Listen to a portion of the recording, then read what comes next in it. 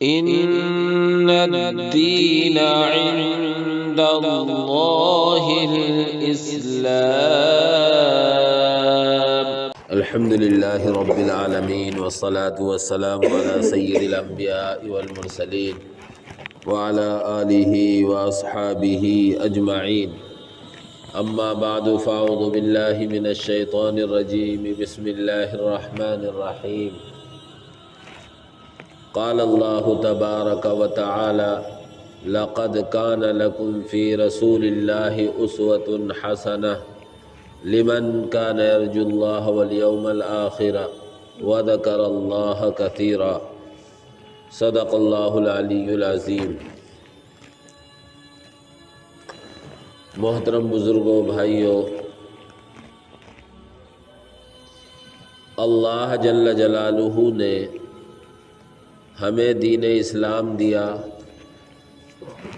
اور نبی پاک صلی اللہ علیہ وسلم جیسا ہمیں آپ کو نبی عطا کیا. اللہ رب العزت والجلال نے نبی پاک صلی اللہ علیہ وسلم کو ہمارے آپ کے لیے مقتدی، نمونہ، آئیڈیل بنا کر بھیجا ہے. اور صرف نبی پاک صلی اللہ علیہ وسلم ہمارے لیے نمونہ نماز، روزے، زکوٰۃ، حج کے لیے نہیں ہے، بلکہ ہمارے رہن سہن، ہمارے معاملات، ہماری خرید و فروخت، ساری چیزوں میں اللہ کے نبی صلی اللہ علیہ وسلم ہمارے آپ کے لیے نمونہ ہے. اگر ہم دنیا میں جو انسانوں کے معاملات ہوتے ہیں مختصر الفاظ میں تقسیم کریں تو ایک حقوق اللہ ہے، اللہ کے حقوق ہیں،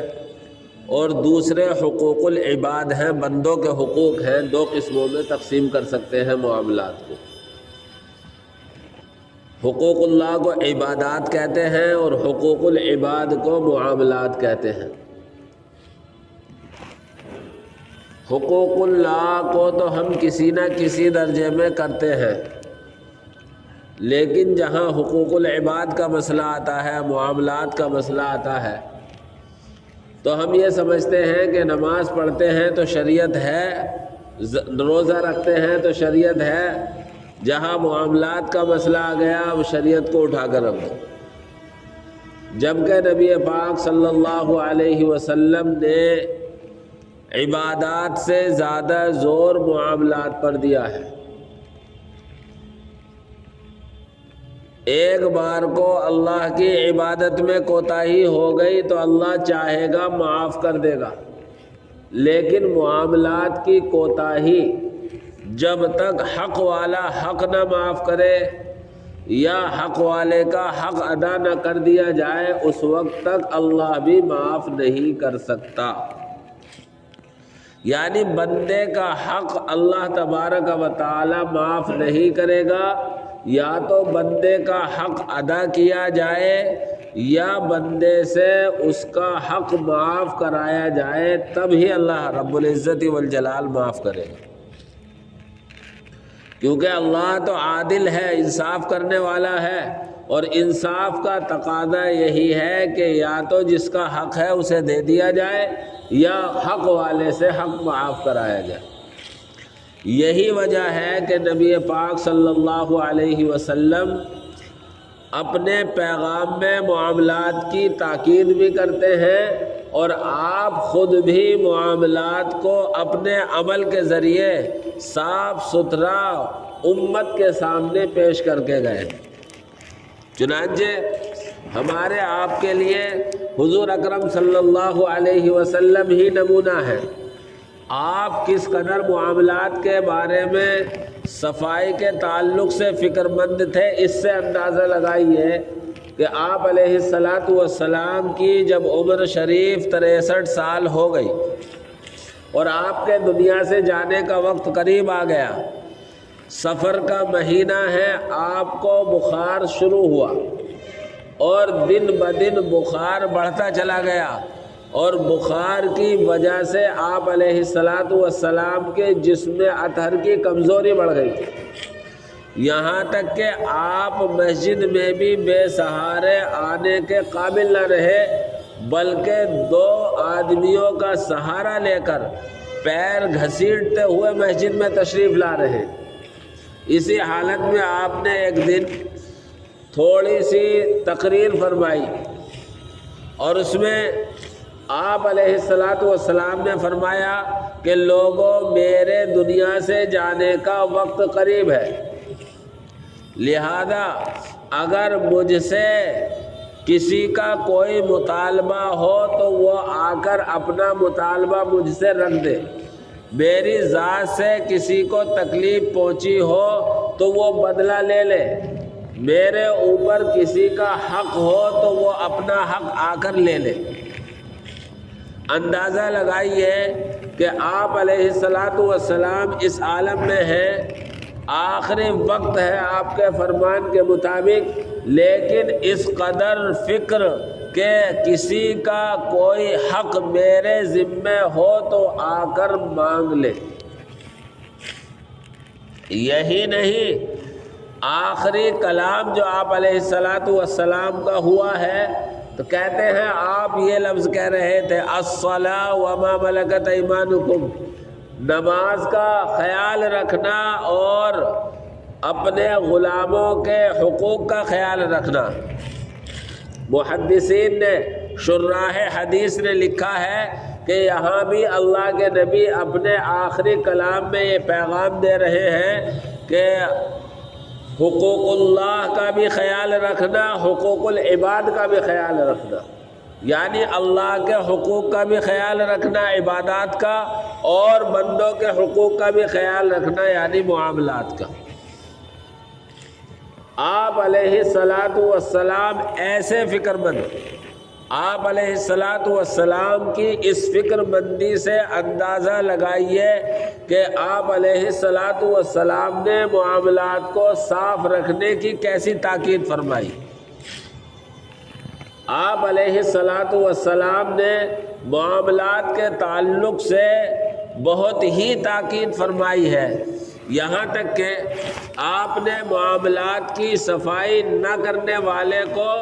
امت کا سب سے بڑا فقیر اور غریب قرار دیا ہے۔ آپ علیہ الصلاۃ والسلام نے ایک مرتبہ صحابہ سے پوچھا،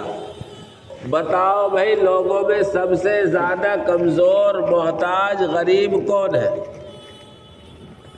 ہر ایک کا ذہن غریبی سے اس کی مالی غربت کی طرف جائے گا،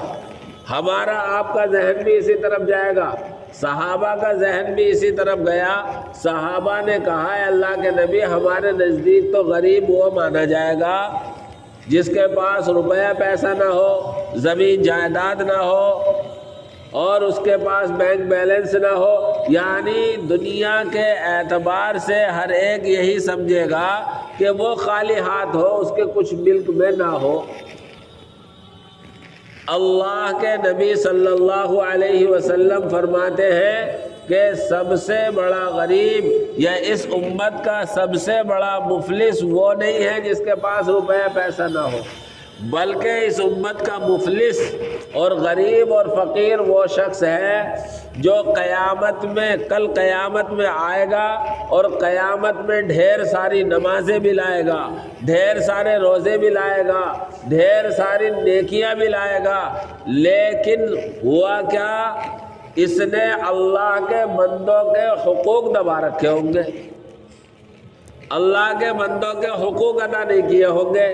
کسی کا پیسہ دبا لیا، کسی کو ناجائز ظلم و زیادتی کا نشانہ بنا لیا، کسی کو گالی دے دی، کسی کو برا بھلا کہہ دیا، اور جب کل قیامت میں اللہ رب العزت انصاف کی ترازو قائم کرے گا تو وہاں تو انصاف ہوگا،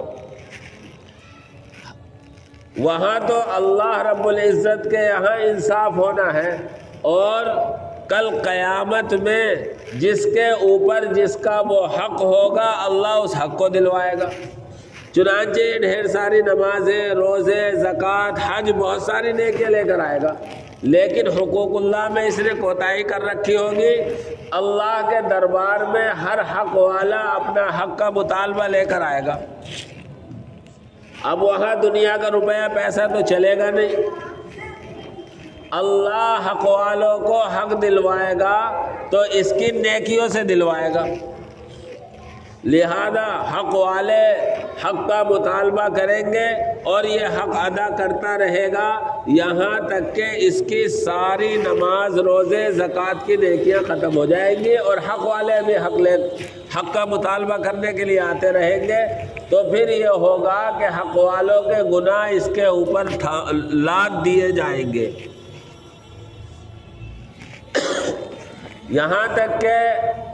اس کی نیکیاں ختم اور اس کے اوپر گناہوں کا ڈھیر ہو جائے گا اور اس کے جہنم میں جانے کا فیصلہ ہو جائے گا۔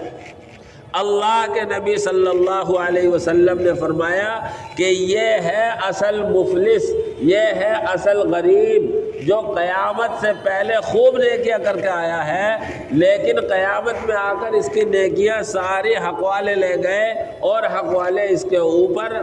اپنے گناہوں کا بوجھ بھی لاد کر چلے گئے۔ یہی وجہ ہے ایک سفر میں حضور اکرم صلی اللہ علیہ وسلم جا رہے ہیں، آپ کے ساتھ میں ایک صحابی ہے، بڑی خدمت کر رہے ہیں، راستے میں کسی نے دشمن نے تیر تاک کر مارا اور ان صحابی کی گردن میں لگا، جس کی بنیاد پر ان کی شہادت ہو گئی۔ صحابہ رشک کرنے لگے کہ کتنا اچھا آدمی ہے، شہادت کی موت مر گیا، سیدھا جنت میں جائے گا۔ اللہ کے نبی نے کہا ایسا مت کہو، وجہ بیان فرمائی کہ اللہ مال غنیمت میں سے ایک چادر انہوں نے بغیر اجازت کے لے لی اور وہ چادر انہوں نے اپنے پاس رکھ لی، کل قیامت میں اس چادر کو جہنم میں ڈال دیا جائے گا اور اس شہید سے کہا جائے گا اپنی وہ چادر نکال کر لا۔ یہ جہنم میں چادر نکالنے کے لیے جائے گا اور اسے لائے گا، جہنم کے دروازے پر آئے گا، پھر نیچے گر جائے گا۔ یہ سلسلہ اس کے ساتھ اس وقت تک رہے گا جب تک کہ یہ خیانت کی سزا نہ بھگت لے اور اس خیانت سے صاف ستھرا نہ ہو جائے۔ اندازہ لگائیے، اللہ کے نبی کی خدمت کر رہا ہے، اللہ کے نبی کے ساتھ سفر میں ہے، اللہ کے نبی کے ساتھ رہتے ہوئے شہید ہوا ہے، لیکن ایک چادر کی کیا حیثیت ہوگی؟ اس کی خیانت کرنے کی وجہ سے شہید کو بھی جہنم میں جانا پڑ رہا ہے۔ اسی لیے قرآن نے کہا وَمَا كَانَ لِنَبِيٍّ أَن يَغُلَّ، کسی نبی کی یہ شان نہیں کہ وہ خیانت کرے۔ وَمَن يَغْلُلْ يَأْتِ بِمَا غَلَّ يَوْمَ الْقِيَامَةِ، جو شخص بھی جس چیز کی خیانت کرے گا کل قیامت میں اسی کے ساتھ وہ آئے گا۔ اللہ کے نبی نے اس حدیث کو سمجھاتے ہوئے ارشاد فرمایا کہ اگر کسی نے کسی کے اونٹ کی خیانت کی ہے، کسی کا اونٹ روک لیا، اس کا حق دبا لیا، تو کل قیامت میں اس حال میں آئے گا کہ اونٹ اس کے کندھوں پر سوار ہوگا۔ کسی نے کسی کی بکری کی خیانت کر لی، کل قیامت میں اللہ کے دربار میں اس حال میں آئے گا کہ بکری اپنے کندھوں پر اٹھائے ہوئے ہوگا۔ ایک حدیث میں اللہ کے نبی نے فرمایا، مسلم شریف کی روایت ہے کہ اگر کسی نے کسی کی ایک بالشت بھی زمین دبا لی تو کل قیامت میں ایک بالشت زمین کا 7 زمینوں کا بوجھ اس کے گردن میں ہار بنا کر ڈالا جائے گا۔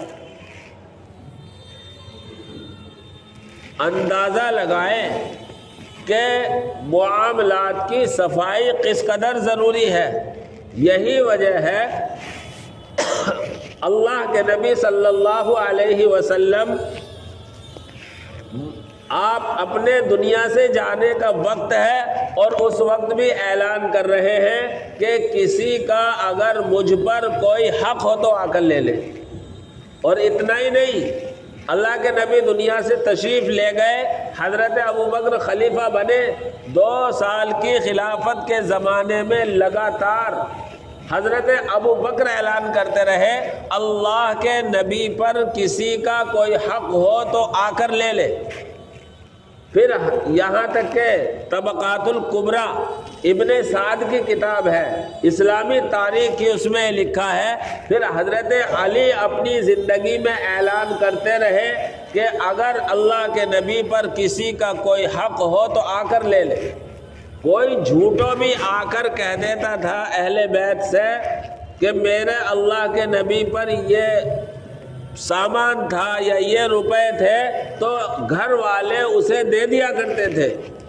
حضرت علی کے بعد حضرت حسین نے، حضرت حسن نے بھی اعلان کیا۔ اسی طریقے سے خود حضرت ابو بکر صدیق رضی اللہ تعالی عنہ،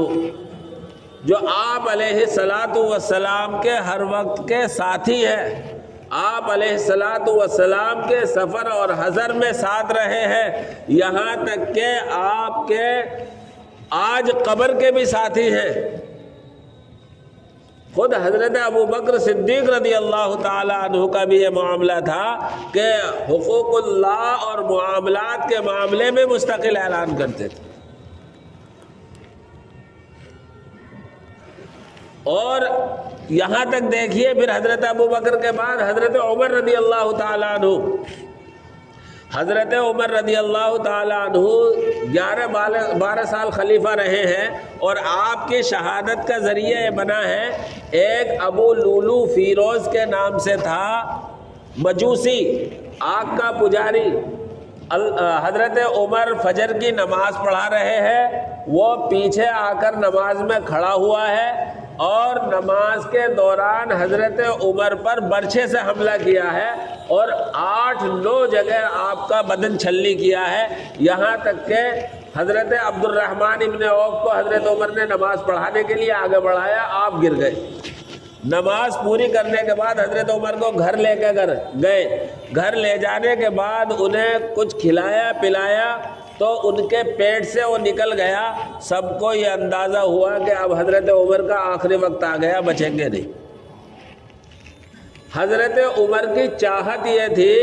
کہ میں اللہ کے نبی صلی اللہ علیہ وسلم کے اور حضرت ابو بکر کے قدموں میں دفن ہوں۔ وہ کمرہ تھا حضرت عائشہ کا، اس لیے بیٹے عبداللہ سے کہا کہ عبداللہ عائشہ سے اجازت لے کر آؤ، ابھی حیات ہے۔ حضرت عبداللہ حضرت عائشہ کے پاس گئے، حضرت عائشہ سے اجازت مانگی۔ حضرت عائشہ کہنے لگی یہ جگہ تو میں نے اپنے لیے بچا رکھی تھی، لیکن حضرت عمر نے مطالبہ کیا ہے تو مجھ سے وہ بڑے ہیں، مجھ سے زیادہ حقدار ہیں، لہذا میں ان کو اجازت دیتی ہوں۔ حضرت عمر سے آ کر بتایا، پھر بھی حضرت عمر کی احتیاط دیکھیے، کہنے لگے ہو سکتا ہے میں مسلمانوں کا امیر ہوں، امیر المومنین ہوں، بادشاہ ہوں، ممکن ہے حضرت عائشہ نے دباؤ میں اجازت دی ہو، اس لیے بیٹے کو تاکید کی کہ جب میں مر جاؤں، میری روح نکل جائے، اس کے بعد دوبارہ حضرت عائشہ کے پاس جانا اور پھر ان سے اجازت مانگ۔ حضرت عبداللہ ابن عمر وصیت کے مطابق پھر حضرت عائشہ کے پاس گئے اور پھر اجازت لی۔ یہ تھی احتیاط، یہ تھی معاملات کی صفائی، کہ مرنے سے پہلے بھی فکر تھی اور مرنے کے بعد بھی فکر تھی کہ کہیں میرے عہدے کا دباؤ مان کر اجازت نہ دی ہو۔ یہ تو حضرت رسول اکرم صلی اللہ علیہ وسلم، حضرت ابو بکر، حضرت عمر کی احتیاط ہے، اور ہم مسلمانوں کے لیے اللہ کے نبی صلی اللہ علیہ وسلم کو نمونہ قرار دیا ہے۔ اب میں اور آپ اپنے اوپر نظر کریں کہ ہمارے معاملات اور مسلمانوں کے معاملات دیکھیں۔ آج ہم کسی کا پیسہ دھوکے سے لے لیں، اسے بیوقوف بنا کر لے لیں تو ہم اپنی عقل مندی سمجھتے ہیں۔ آج ہم کسی کا کوئی سامان دبا لیں، اسے اپنی طاقت سمجھتے ہیں۔ آج ہم کسی کے ساتھ کوئی دھوکہ کر دیں ہم اسے ہوشیاری سمجھتے ہیں۔ میرے بھائیوں، اللہ رب العزت اپنا حق تو معاف کر دے گا جیسے کہ میں نے بتایا، لیکن اللہ بندے کا حق معاف نہیں کرے گا چاہے وہ کسی طرح کا ہو، جب تک کہ بندہ معاف نہ کر دے یا اس کا بدلہ نہ دلوا دے اللہ۔ اس لیے معاملات کی صفائی، خاص طور سے بندوں کے حقوق میں لین دین کی صفائی انتہائی ضروری ہے۔ اگر کسی پر کوئی لین دین کا مسئلہ ہے، یا تو اس کا حق ادا کرو یا اس سے اس کے حق کی معافی کراؤ، تبھی نجات ہو سکتی ہے، ورنہ کل قیامت میں اس وقت تک اللہ رب العزت والجلال کے عدالت سے ہمارے قدم آگے نہیں بڑھیں گے جب تک کہ ہم اللہ تبارک و تعالیٰ کے سامنے اس بندے کا حق ادا نہ کر دیں یا اس بندے سے معافی نہ کرا لیں۔ اور یاد رکھیں کل قیامت میں ہر ایک کو نیکیوں کی ضرورت ہوگی اور گناہوں سے جان بچانے کی ضرورت ہوگی، اس لیے کل قیامت میں ممکن ہے کوئی معاف نہ کر سکے اور ہم سے نیکیوں کا مطالبہ کر لے۔ اور حدیث پاک کے مطابق اگر ہم پر نیکیاں ہوں گی تو نیکیاں دے دی جائیں گی، اور اگر ہماری نیکیاں ختم ہو گئی تو سامنے والے کے گناہ ہمارے سر لادے جائیں گے۔ اس لیے میرے بھائیوں، آج دنیا میں رہتے ہوئے ہی اپنے معاملات کو صاف ستھرا کر لیں، یہ میرے اور آپ کے لیے بہتر ہے، چاہے اس سے معافی مانگ کر، چاہے اس کا حق ادا کر کے۔ اور خاص طور سے معاملات میں بہت ہی محتاط رہنے کی ضرورت ہے۔ کسی کے 100 200 1000 10,000 روپے آنے سے ہماری مالداری نہیں بڑھ جائے گی، اور جس کے وہ ہم نے دبا لیے ہیں وہ غریب نہیں ہونے کا، لیکن کل قیامت میں ہمارے لیے آفت ضرور بن جائے گی۔ اس لیے بندوں کے حقوق ادا کرنے کی کوشش کریں۔ اللہ مجھے بھی، آپ حضرات کو بھی، اور پوری امت مسلمہ کو معاملات کو صاف ستھرا رکھنا آسان فرمائے۔ اللہ اللہ اللہ